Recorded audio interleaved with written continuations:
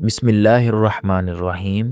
مرد کی پسلی سے عورت کو بنا کے اللہ تعالیٰ نے مرد کو اپنی اس حکمت کا اشارہ دیا کہ میں نے اس عورت کی تخلیق فرشتوں کی لائی مٹی سے نہیں کی، میں نے اسے تمہارے جسم کے اس حصے سے نکالا کہ عورت کا تقدس اور پردہ قائم رہے۔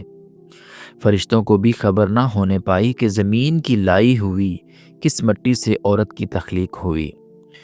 یعنی عورت کے تقدس کی حد تو دیکھیے کہ فرشتے سے بھی اس کی بناوٹ کا پردہ لازم قرار دیا گیا، اور پہلی عورت اس مرد کی پسلی سے نکلی جس کی وہ منگوا کہلائی۔ محترم ناظرین، اب بات آتی ہے پسلی کی۔ عورت پسلی سے ہی کیوں نکلی؟ کیا ٹیڑھا پن وہیں سے ملا؟ نہیں، یہاں بھی حکمت سے خالی بات نہیں۔ انسانی جسم میں دل اور بہت سے نازک حصے پسلی کے پیچھے چھپے ہوئے ہیں، یعنی پسلی ایک ڈھال ہے۔ ان نازک حصے کے لیے تو اللہ پاک نے عورت کو پسلی سے نکال کے یہ نہیں بتایا کہ عورت میں ٹیڑھا پن ہے، بلکہ اس عورت کو پسلی کی تخلیق کر کے یہ بات سمجھا دی کہ عورت وقت پڑنے پہ ڈھال بھی بن سکتی ہے۔ حضور صلی اللہ علیہ وسلم صحابہ کی محفل میں جلوہ فرما تھے۔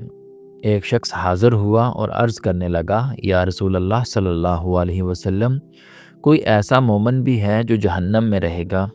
حضور پاک صلی اللہ علیہ وسلم فرمانے لگے، ہاں، ایک شخص ایسا ہوگا جو جہنم کی گہرائی میں 1000 سال رہے گا اور مسلسل اونچی آواز میں پکارتا رہے گا، یا حنان یا منان۔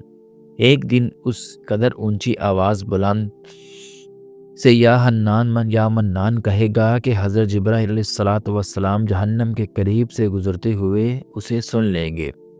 حضرت جبرائیل علیہ السلام حیران ہوں گے کہ یہ کیسی عجیب بات ہے کہ کوئی مسلسل یا حنان یا منان پکار رہا ہے۔ حضرت جبرائیل علیہ السلام عرش کے سامنے حاضر ہوں گے اور سر سجدے میں رکھ کر خدا کی تسبیح بیان کریں گے۔ اللہ فرمائے گا، اے جبرائیل علیہ السلام سر اٹھاؤ۔ جیسے ہی حضرت جبرائیل علیہ السلام سر اٹھائیں گے تو اللہ فرمائے گا کہ بتاؤ جبرائیل علیہ السلام، کیا عجیب دیکھا؟ آج تم نے؟ حضرت جبرائیل علیہ السلام عرض کریں گے، اے ہمارے رب، میں نے جہنم سے آتی ہوئی ایک آواز سنی جو کہ گہرے گڑھے سے لگ رہی تھی، کوئی پکار رہا تھا یا حنان یا منان۔ اللہ فرمائے گا، اے جبرائیل علیہ السلام، جہنم کے دورکا مالک کے پاس جاؤ اور اسے کہو کہ جو بندہ یا حنان یا منان کی صدا لگا رہا ہے اسے جہنم سے نکال کر تمہارے حوالے کر دیں، پھر اسے میرے پاس لے آؤ۔ حضرت جبرائیل علیہ السلام جہنم کے دروازے پر تشریف لے جائیں گے اور دروازے پر دستک دیں گے۔ مالک باہر آئیں گے، حضرت جبرائیل علیہ السلام انہیں اللہ پاک کا حکم سنائیں گے۔ حکم سن کر مالک جہنم کے اندر جائیں گے۔ حضرت محمد صلی اللہ علیہ وسلم نے فرمایا، جیسے ماں اپنے بچے کو پہچانتی ہے، مالک ایسے جہنم کو پہچانتے ہیں۔ اس کے باوجود آپ یا حنان یا منان کہنے والے شخص کو تلاش نہیں کر پائیں گے۔ باہر تشریف لائیں گے، حضرت جبرائیل علیہ السلام سے عرض کریں گے کہ اے جبرائیل، جہنم نے گہرا سانس لیا ہے، اسی لیے کون سی چیز پتھر ہے، کون سی چیز لوہا ہے اور کون سی چیز انسان ہے، اس کی پہچان نہیں ہو رہی۔ حضرت جبرائیل علیہ السلام پھر اللہ کی بارگاہ میں سجدہ کریں گے۔ اللہ پاک ارشاد فرمائے گا، اے جبرائیل علیہ السلام، سر اٹھاؤ، تم یا حنان یا منان کہنے والے کو کیوں نہیں لائے؟ جبرائیل علیہ السلام عرض کریں گے، مولا، دورکا جہنم مالک نے بھی معذرت کر لی ہے، کہتے ہیں جہنم نے گہری سانس لی ہے، اس وجہ سے پتھر لوہے اور لوہے انسان کے درمیان کوئی فرق نہیں بچا ہے، تو یہ سب جل کر کوئلہ بن چکے ہیں، کسی چیز کی پہچان نہیں ہو پا رہی۔ اللہ فرمائے گا، جبرائیل، مالک سے کہو میرا بندہ جہنم کے فلاں گڑھے میں فلاں کونے میں اس حالت میں پڑا ہوا ہے۔ حضرت جبرائیل علیہ السلام جہنم کے دروازے پر جائیں گے اور حضرت مالک کو یا حنان یا منان پکارنے والے کا پتہ بتائیں گے۔ حضرت مالک جہنم کے اندر جائیں گے اور دیکھیں گے ایک شخص ہے، اس کے پاؤں اس کی نشانی کے ساتھ اور اس کے ہاتھ گردن کے ساتھ بدے ہوئے ہیں اور جہنم کے سام بچھو اس کے ساتھ لپٹے ہوئے ہیں۔ حضرت مالک اس کی زنجیریں توڑیں گے اور جہنم سے نکال کر حضرت جبرائیل علیہ الصلاۃ والسلام کے حوالے کر دیں گے۔ حضرت جبرائیل علیہ الصلاۃ والسلام اسے عرش الہی کے سامنے لے کر حاضر ہوں گے، سر سجدے میں رکھیں گے۔ اللہ پاک فرمائے گا جبرائیل علیہ الصلاۃ والسلام سر اٹھاؤ۔ جبرائیل علیہ الصلاۃ والسلام سر اٹھائیں گے۔ اب اللہ پاک اس بندے سے فرمائے گا، اے بندے، کیا میں نے تیری بہترین تخلیق نہیں کی تھی؟ کیا میں نے تیری طرف رسول نہیں بھیجے تھے؟ کیا میرے رسولوں نے تمہیں میری کتاب نہیں سنائی تھی؟ کیا میرے رسولوں نے تمہیں نیکی کا حکم نہیں دیا تھا؟ کیا تجھے برائی سے نہیں منع کیا تھا؟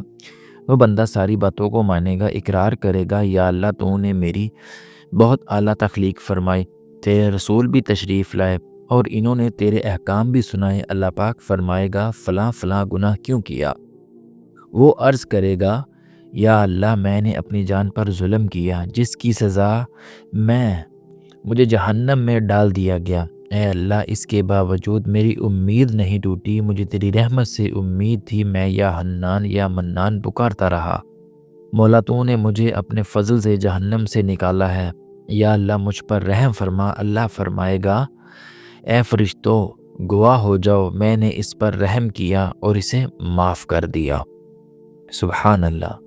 محترم ناظرین، آئیں اپنا اپنا مجسمہ کرتے ہیں۔ کیا ہم میں کوئی ایسا ہے جو کہہ سکے کہ میں اپنے ایمان کا حساب کر سکتا ہوں؟ اپنی اپنی گریبانوں میں نظریں ڈالیں، کوئی ایسی خوبی جس پر ہمیں یقین ہو کہ ہمیں دوزخ میں نہیں ڈالا جائے گا۔ ہزاروں سالوں کی عبادتیں بھی رد ہوتی دیکھی گئی ہیں، تو بس اللہ سے دعا کرتے ہیں کہ اے اللہ، ہم جانتے ہیں کہ اگر ہمارے ایمان کا سخت حساب لیا گیا تو یقیناً ہم نہیں بچ پائیں گے۔ ہم بے حد گنہگار ہیں، لیکن اے اللہ پاک، ہم تیری رحمت کا سوال کرتے ہیں، ہم سے حساب اپنی عدم و انصاف پر نہ لینا، بلکہ ہم پر اپنی رحمت اور عطا کا سایہ رکھنا۔ اے اللہ پاک، ہماری دعا کو قبول و منظور فرما، آمین۔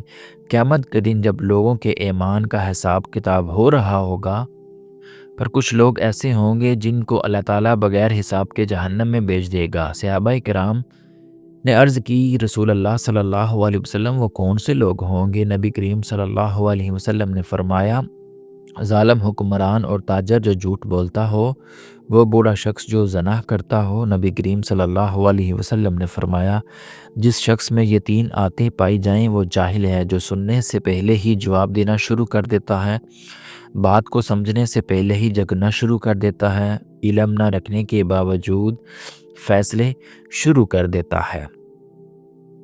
محترم ناظرین، اللہ پاک ہم سب کو نیک عمل کرنے کی توفیق عطا فرمائے، آمین ثم آمین۔ اللہ تعالیٰ سے دعا ہے کہ اللہ تعالیٰ ہم سب مسلمانوں کو 5 وقت نماز کا پابند بنا دے اور ہمارے کبیرہ صغیرہ گناہ معاف فرما دے، آمین۔